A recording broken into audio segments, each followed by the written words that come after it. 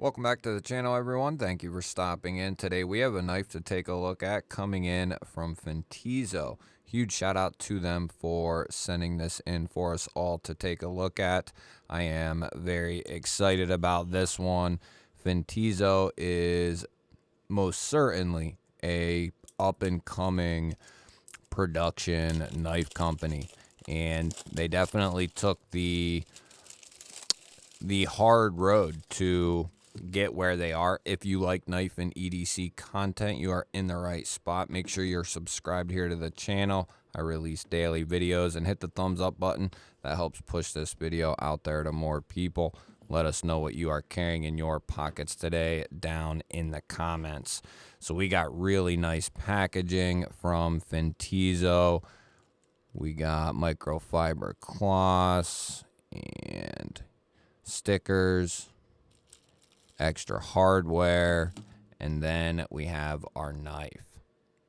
So this right here is going to be out of their Parrot series and their most recent design.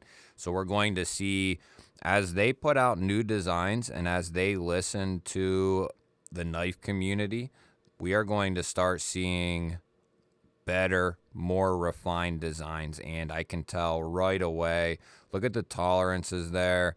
Nice tight tolerances, perfectly centered up, nice chamfered edges all the way around, very clean machining. We have a couple of standoffs here.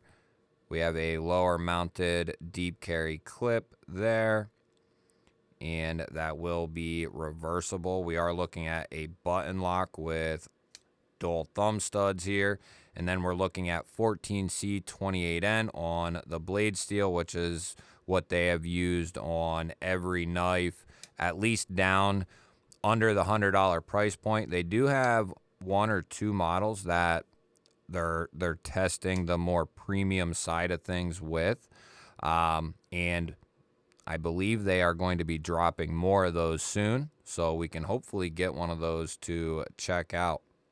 Now, I will have this knife linked down below. There's several different versions of this knife that you can get, and I'll also link a few of the other knives from Fintiso that I've checked out that are holding up and doing very well. I'll link them down below as well, and if I can link the unboxings for them, I'll link those as well. So we have a very nice satin finished sheep's foot blade here. It's a very clean looking design, and I like the color of the handle in contrast with the gray accents for the studs, the button here, and the pocket clip. We have very minimal branding. We do have the Fintiso down here, but it is very far out of the way. I think at some point they'll eventually just do away with it, and I think that would be a good move, because we have the F on the pivot there, and I think that looks really good. It always reminds me of the Fantastic Four, but I think it looks good like that, and just let it rock and roll just like that. And this thing will be, the designs will stay very clean. I think a filler tab is in order here, but I won't hold that against them too much at this point, early on, growing pains, that sort of thing. But I do expect to see a filler tab in the future. That is the right move. I'm sure they are watching and listening to these videos.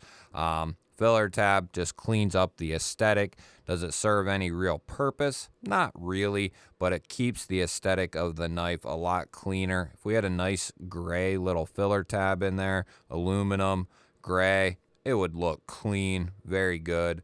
So I think that would be a smart move. Now, as far as the size, we are looking at 3 inches of cutting edge, 3 1/8 total. And we are looking at, it's just shy of 7.5. So getting close to that full size. We'll bring out a couple of comparison knives here. We got the Vostede Raccoon up top, which is close to a full-size knife as well, and it's going to be very similar in size. And then we have the Kaiser drop bear down here on the bottom, and the Parrot series here is going to be a little bit longer. And if we put this up against some big dogs like the CJRB Frac and the full-size Kaiser Militaw here, it is going to be quite a bit shorter than both of them. But at 7.5 inches, I think that's a good size for most people. As far as what this will look like in the pocket, let's go ahead and check that now with our Issuing Stitches cloth. Good retention there over the cloth, and that's going to carry nice. Perfect. That's great. No, it's not ultra deep or, extremely deep, but I think that's clean. That looks really good in the pocket. The clip, the knife, everything looks really good. That gives you just a little landing spot to grab a hold of this thing and pull the knife out of the pocket, as well as put it back down in the pocket. So I like that. That's a good spot to be in. Good placement on the studs. That's chamfered out very nicely. The studs are done well, and the opening action, it feels good. The button is recessed there and is very easy to get to. Now, you do have an area here where you can kind of choke up behind the edge, and if you are a lefty, it is something you're going to want to be mindful of. But I don't think ultimately, like, even if I deliberately try to press in that area with like my knuckle or something, you're just not going to do it. You have to deliberately do it. Now, that's why I'm saying be mindful. Of course, there's accidents and that sort of thing, but if you're mindful and, you're being careful, I think you're going to be just fine. As far as the weight on this might be a hard one to judge. We do have steel liners in there, which a lot of people are going to enjoy the fact that we have aluminum over the steel. That'll give us a lot more rigidity. It'll definitely make it feel, and it will be a little bit more substantial in the hand. Those steel liners are just going to, they make a big difference. I agree. But if you have thick slabs of aluminum there, that's pretty tough as well. But the steel liners are going to be a game changer, even if they are, a little bit thinner, which is good. We don't want the handle too bulky, and they are keeping that to a minimum. And we do have internal milling in there as well. So we got 3 1/4 of cutting edge. Boy, this is hard. 4 ounces. Ooh, 3.9, baby. Yes. Got close on that one. Boy, have I been off on a couple of those.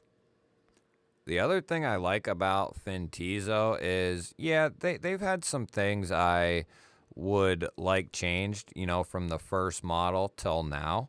But it's been very understandable things, They've come with dependable locks out of the boxes. We've checked every single one of them. We have checked all the edges. They have come out of the box very good. So they're nailing all the knife things. Have they been easy to carry? Yes. Do they cut? Yes. Has the lock been reliable? Yes. And we'll check this one as well. But whoever is guiding this company is doing a good job. Very subtle, easy changes, but nothing that is a deal breaker in any such way. And on this knife, it is just less and less that I really have to nitpick about. The filler tab, which is, that's nothing. A little bit of the branding there, that's very minute things when it comes to a knife. And it boils down to that once the knife starts to, get to a good good extent like this has, there's less and less, so the complaints become, somewhat asinine.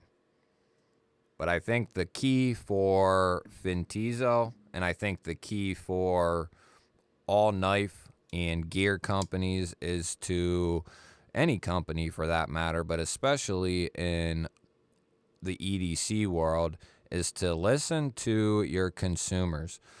Because when you have this many people, this heavily invested, and many more coming in every day, you know, that's what they want. What the knife community wants is it's not always 100%, but it's a big chunk, when you listen to the community.